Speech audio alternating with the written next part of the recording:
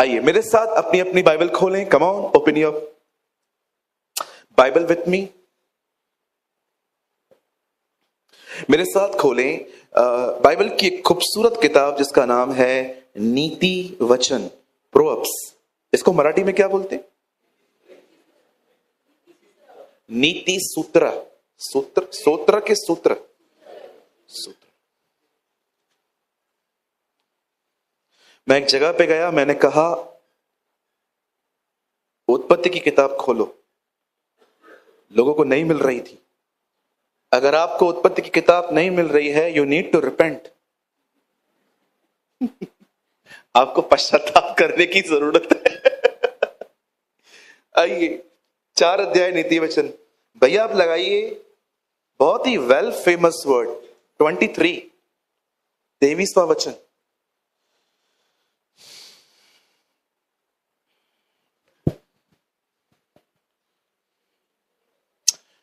सबसे अधिक ये चेक करता रहे कि बैंक में पैसे हैं कि नहीं, क्योंकि इसी से तेरी जिंदगी चलेगी। ऐसा लिखा है यहां? नहीं लिखा। यहां लिखा है सबसे अधिक अपने मन की रक्षा कर। मैं करूंगा कि प्रभु करेंगे? Thank you. सबसे अधिक अपने मन की रक्षा कर, क्योंकि जीवन का मूल सूत्र वही है। And keep watch over your heart with all care, so you will have life. आइए मैं चाहता हूं आप सब सामने देखें। आइए सामने देखिए, सब लिखिए बात में सर, सामने देखिए।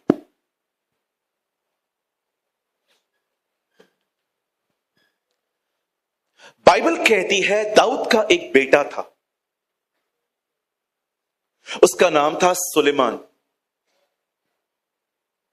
जब दाऊद राजा बनता है तब वो अपने राज्य में कुछ ऐसे लोगों को भी मरवाता है जिनकी कोई गलतियां नहीं थी।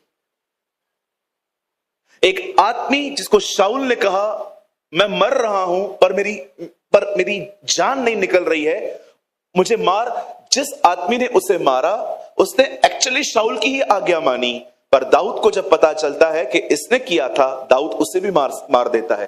भैया उसकी क्या गलती? दाऊद के हाथ से कुछ अननेसेसरी हत्याएं हो गई थी। यह कारण था परमेश्वर ने दाऊद की एक इच्छा पूरी नहीं की। दाऊद खुदा का हैकल, परमेश्वर का मंदिर बनाना चाहता था, पर बाइबल कहती है परमेश्वर ने उससे कहा तू मेरा घर नहीं बनाएगा। और वो मंदिर बनाया सुलेमान ने। जब सुलेमान ने मंदिर बनाना चालू किया, आप पढ़ सकते हो, सेम टाइम उसने अपना घर बनाना भी शुरू किया। घर को बनने में लग गए 13 साल, परंतु प्रभु का मंदिर बन गया 7 सालों। कुछ लोग कलीसिया से अधिक अपने घर को खूबसूरत बनाते हैं, जबकि हमारे घरों से खूबसूरत कलीसिया होनी चाहिए।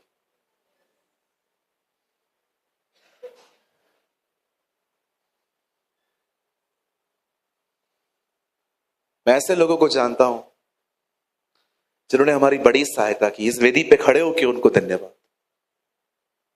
जब हम नई नई कलीसिया बना रहे थे, हमारे पास ऐसे कारपेट्स नहीं होते थे, लोग जमीनों पे बैठते थे, और जमीनों पे बैठने के कारण उनके पांवों को ऐसे पांव जम जाते थे। तो लोग कंप्लेन करते थे पास्टर कुछ बिछाओ, लेकिन पैसे ही नहीं होते थे, कहां से लाऊं मैं भी।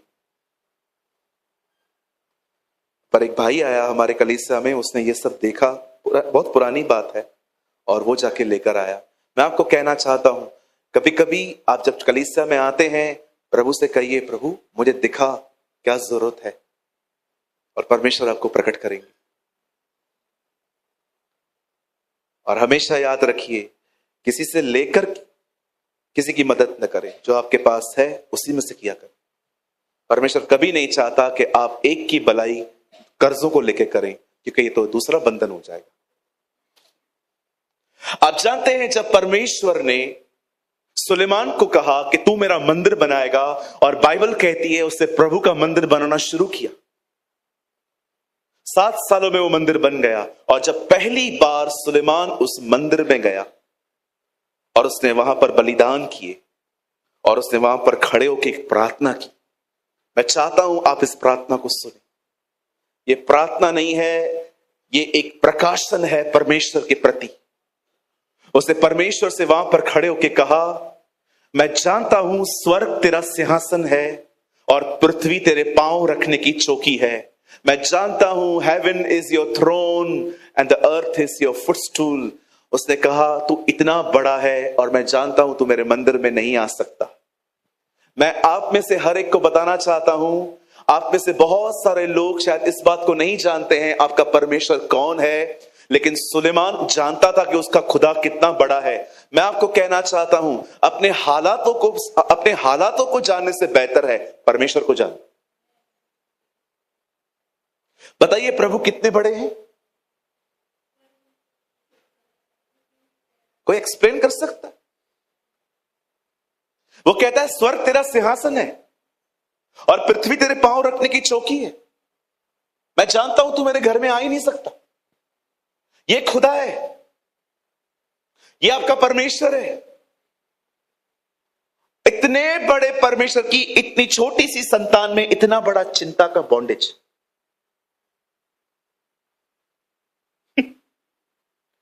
खुदा कितना है?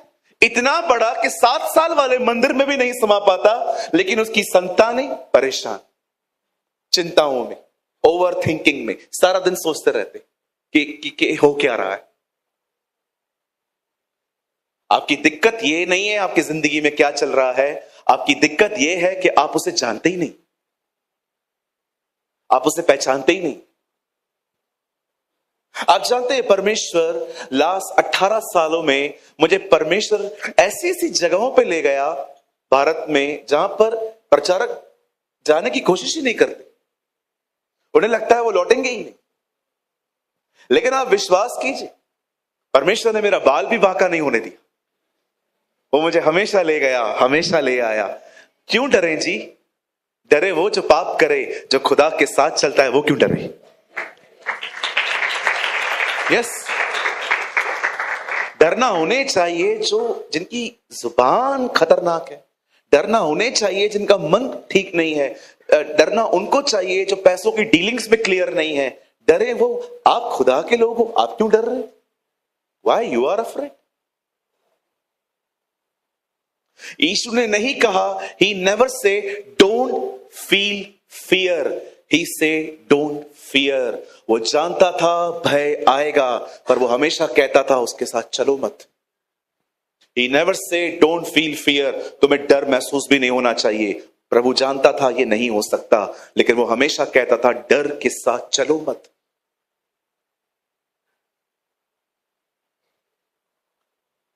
एक व्यक्ति जानता था कि परमेश्वर कितना बड़ा है, उसने प्रार्थना की, तू नहीं समझ सकता।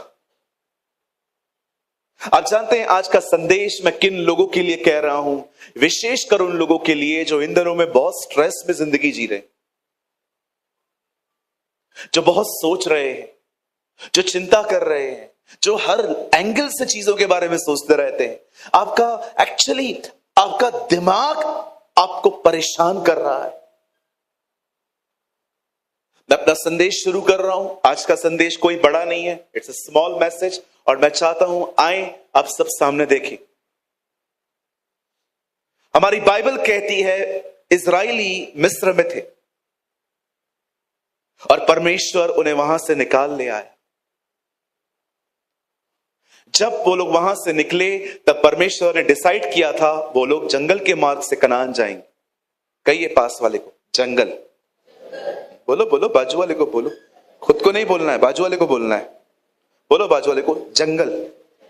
बोलो जंगल तो आएगा।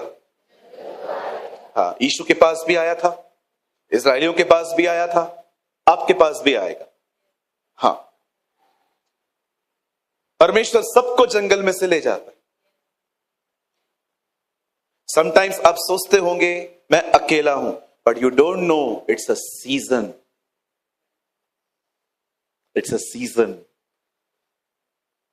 कई बार परमेश्वर आपको वहां से ले जाते हैं ताकि आपको महसूस हो कोई व्यक्ति नहीं है तो क्या हुआ, मैं तो हूं। Oh hallelujah.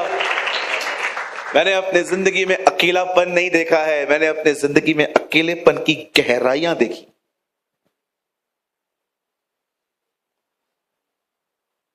लेकिन किसने संभाला?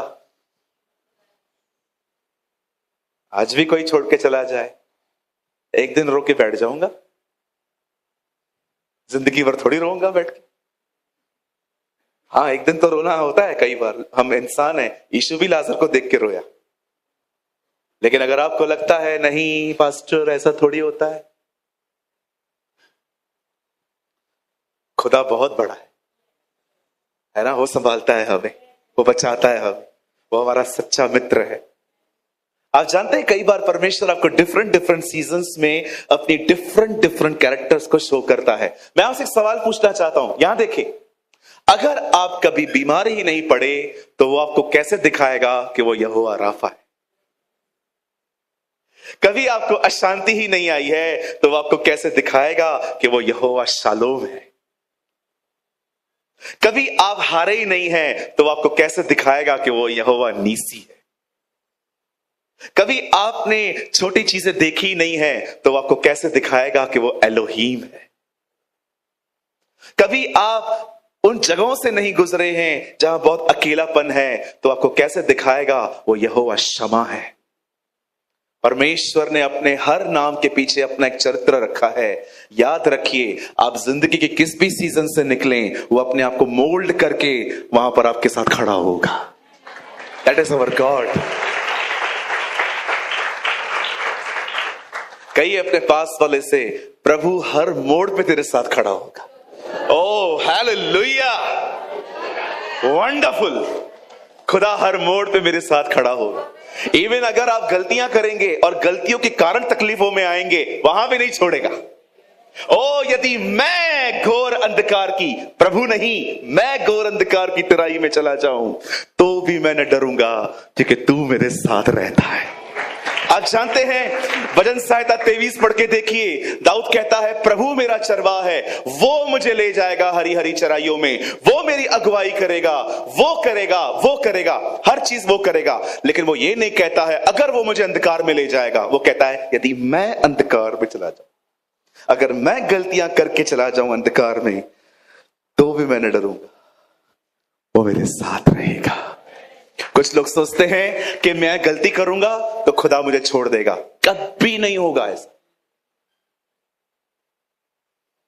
मैंने बचपन में क्रिकेट खेलते समय जानबूझ के नहीं, पर मेरी बैट एक लड़के को लग गई थी और उसको आय के नीचे फट गया। जब मैंने उसको देखा, मैंने कहा, प्रभु इसको उसका लग गया है। अब मुझे उसके ऊपर तरस से ज्यादा इस बात का डर था, जब ये घर जाएगा तो उसके घर वाले मेरी क्या हालत करेंगे।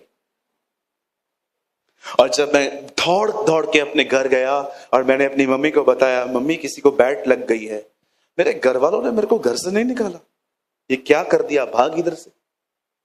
मेरी मां ने मेरे को छुपा दिया, बोला छुप जा। और जब वो लोग आए तो मेरी मम्मी ने उनको कहा, नहीं है वो आंटी, वो उधर ही है। हाँ तो क्या है, हो गई ना गलती, मैं माफी मांगती हूं। क्या उन्होंने छोड़ा? परमेश्वर उससे बेहतर पिता है, उससे महान पिता है। आप विश्वास कीजिए, वो इतना भला परमेश्वर है कि अगर आप डायरेक्शन चेंज करोगे, गलत जगहों पे जाएंगे ना, वो आपकी जिंदगियों में शायद तूफान लेके आएगा ताकि आप वापस नींद में जाओ।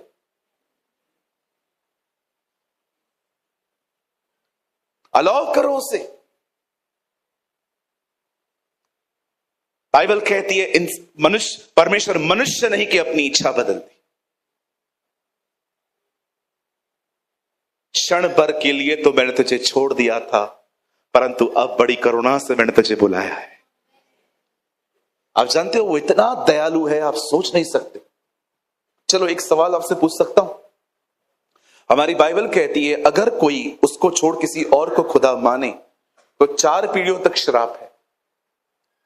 अगर मैं खुदा को छोड़ किसी और को और के सामने सजदा करता हूं, बाइबल कहती है तुम पर है प्रॉब्लम, तुम्हारे बेटे पर, उसके बेटे पर, उसके बेटे पर, पाप एक कर रहा है 4 पीढ़ी पनिशमेंट में। ऐसा क्यों? मुझे मिलना चाहिए ना, मैंने गलती की है तो। प्रभु जानते थे अगर इसको पूरा पनिश किया, गेला इधर ही मरेगा ही। वो इतना दयालु है कि आपका दंड भी बांट देता है ताकि सब जी। और आप जानते हैं श्राप 4 पीढ़ियों तक है। उसके बाद लिखा है यदि तुम मेरी बात को मानो तो 1000 पीढ़ियों तक करुणा करूंगा। सोचो, दंड 4 पीढ़ियों तक, दया 1000 पीढ़ियों तक। यह आपका परमेश्वर। मर्सीफुल, कितना सिक्योर है हम उसमें। पता नहीं कैसे अकेला फील करते हैं लोग। मैं तो सच्ची कहता हूं, रास्ते पे लोग देखते हैं, नहीं तो मैं नाचते नाचते रोज घर जाऊं, हालेलुया। सच्ची कहता हूं, कभी कभी मेरा बदन है ना रास्ते पे नाचने की। मैं उस दिन आ रहा था, गाड़ी से आ रहा था, और गौरव भाई ने और मैंने गीत लगाया, खुदाया तेरी रूह तो मैं भला नसखे किधर जावा, हुजूरी तेरी तो चुपके मैं कैडी। मैं जब ये गीत सुन रहा था, मेरी आत्मा, मुझे मन कर रहा था मैं गाड़ी खोलूं और गाड़ी के ऊपर चढ़ के, लेकिन मैंने कंट्रोल किया।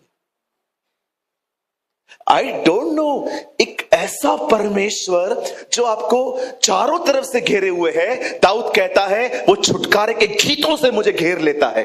ऐसे खुदा के साथ रहकर कोई अकेला फील कैसे कर सकता है? क्रिश्चियन लाइफ कितनी एक्साइटमेंट है। कैसे लोग बोर होते हैं कभी कभी बैठ के, क्या करूं। अगर आज भी खुदा मुझे कहे ना इस दुनिया में क्या चेंज करना है, मैं प्रभु को कहूंगा, प्रभु एक दिन 48 आवर्स का कर दे। कम पड़ता है दिन, बहुत सारा काम रह जाता है, तारीख बदल जाती है। यहां देखिए, कहिए प्रभु, हाथ रखिए यहां, प्रभु मुझे खुद से छुड़ा। ये खुद से जुड़ी हुई जिंदगी बड़ी निराश है। देखो, मैं आपके सामने प्रार्थना करता हूं, हे अब्राहम, इसहाक और याकूब के परमेश्वर, मैं प्रार्थना करता हूं मुझे सूरज प्रेमानी से छुड़ा। क्योंकि सूरज प्रेमानी एक डिप्रेस, एक पापी और बहुत तुझसे दूर है। मुझे तुझसे छोड़, मैं तेरे करीब रहना चाहता हूं। मुझे स्वयं में खत्म कर ताकि मैं तुझ में जी सकूं। कभी कभी आपको लगता नहीं है क्या है जिंदगी, वही बैठे। कुछ लोग तो चर्च में भी ऐसे बैठे रहते हैं। मुझे मन करता है कि थारवानी भाई को बोलूं अगली बार 10 तकिए ले आ, कि जो भी लोग ऐसे बैठे हुए हैं हम उनको यहां पर तकिया दे दें और कहें आराम से बैठो, ऐसे क्यों बैठे हो। Come on, be active.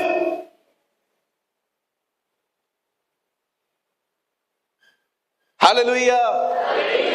कितने लोग बिलीव करते हैं प्रभु बोरिंग नहीं है, उसके साथ रहना जिंदगी का सबसे महान हिस्सा है।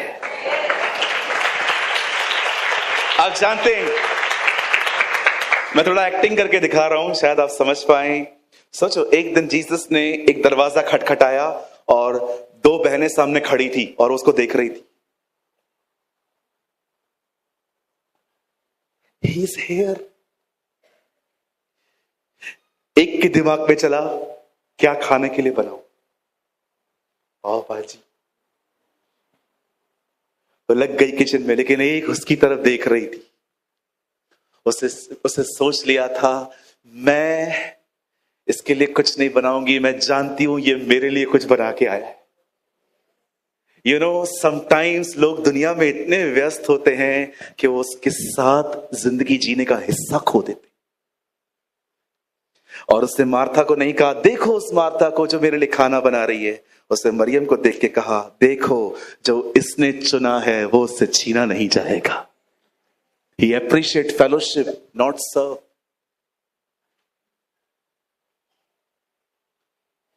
मेरी दुआ है आप उसके पीछे पागल हो जाओ। ट्रस्ट मी, ये मेरी दुआ है, आप उसके पीछे पागल हो जाओ, आप सुबह उठ के उसको देखो, जीसस मुझे पता है आज तो मुझे लेने आएगा। एक दिन मैं पॉल वॉशर को सुन रहा था, जर्मनी के एक महान प्रचारक को, हार्ट क्राई मिनिस्ट्री उनकी फाउंडेशन का नाम है। एक दिन वो एक मीटिंग में आए और खड़े होकर प्रचार कर रहे थे। वो एक पास्टर्स मीटिंग थी, उनके सामने हजारों लोग बैठे थे और लंबा चौड़ा व्यक्ति वहां पर खड़े होकर कहता है, हे मेरे भाइयों, क्या तुम्हें पता है क्यों पौलुस पाप नहीं करता था, वो क्यों पाप से बचता था? उसका सबसे मुख्य कारण ये था कि जब वो अपनी आंखें खोलता था तब वो ये विश्वास करता था कि आज प्रभु मुझे लेने आएगा। आप पढ़ के देखो थिस्सलुनीकियों में क्या वो कहता है, हम उठा लिए जाएंगे। वो अपने आप को भी जोड़ता है क्योंकि वो विश्वास करता था। लेकिन जब वो तीमुथियुस को लेटर लिखता है, कहता है नहीं, मैं वो समय नहीं देख पाऊंगा, मैं जा रहा हूं। लेकिन जब तक वो जिंदा था वो भरोसा करता था कि प्रभु आज मुझे लेने आएगा। और अगर वो जानता था कि प्रभु लेने आएगा, इस कारण वो किसी गुनाह में नहीं जाता था, क्योंकि वो जानता था प्रभु आज आएंगे। Wow, what a mindset. काश मैं भी ऐसा बन जाऊं। दुष्ट है वह सेवक जो ये विश्वास करता है उसके स्वामी के आने में बड़ी देर है। धन्य है वो सेवक जो विश्वास करता है उसका स्वामी आज ही लौटेगा। मैं आप में से हर एक को कहना चाहता हूं, जिसने आपके लिए जिंदगी दी, जो रोज आपको देखता है, जो रोज आपकी आवश्यकताएं पूरी करता है, जो छुप छुप के आपको देखता रहता है, वो बहुत जल्द आपको लेने आने वाला है। ओ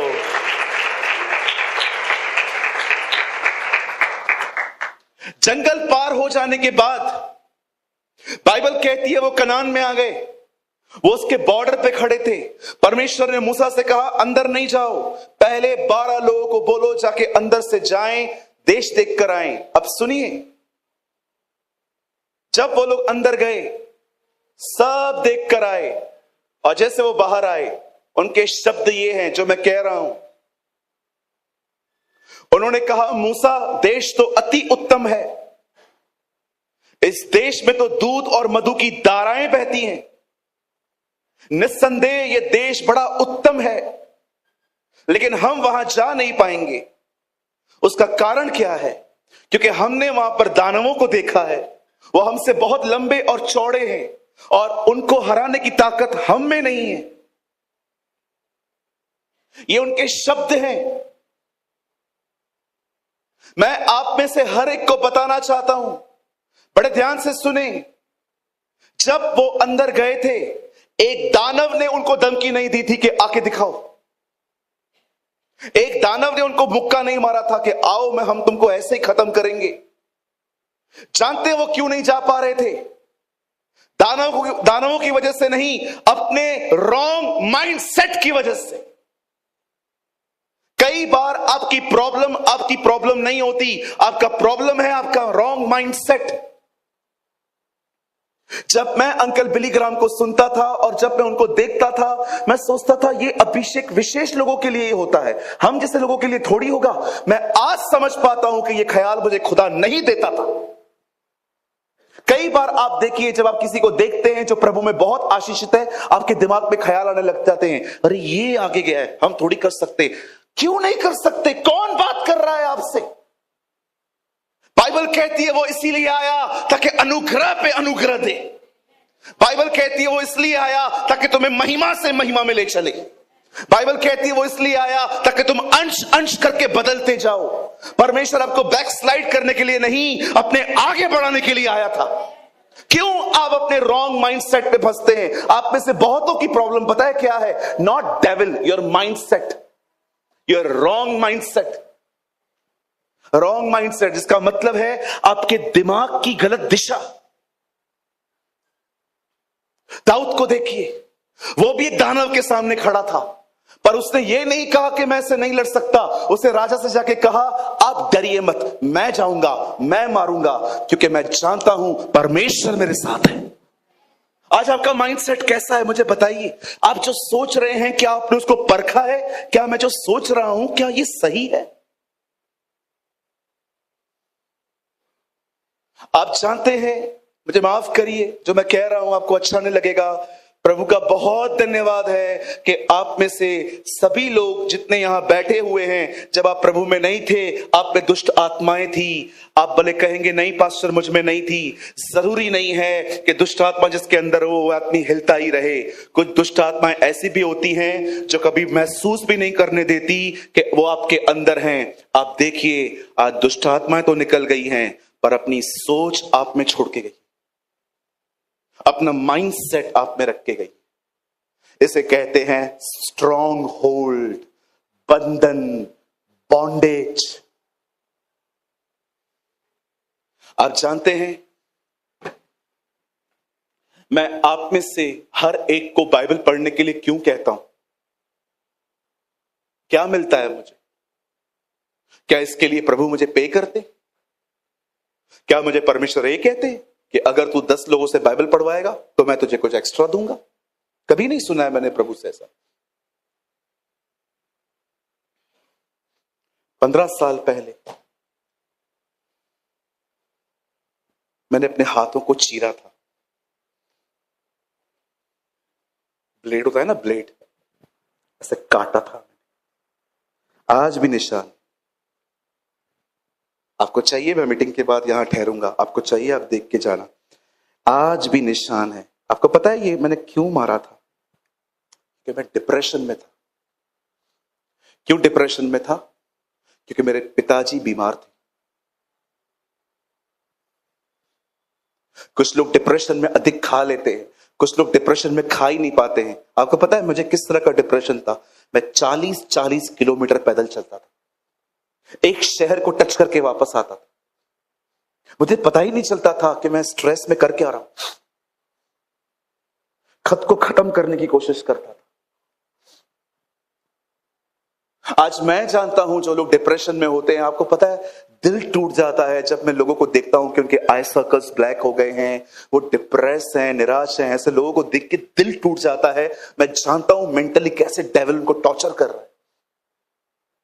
आप जानते हैं मैं आपको क्यों कहता हूं परमेश्वर के वचन को पढ़ो? यहां देखिए, जब एक आदमी के ऊपर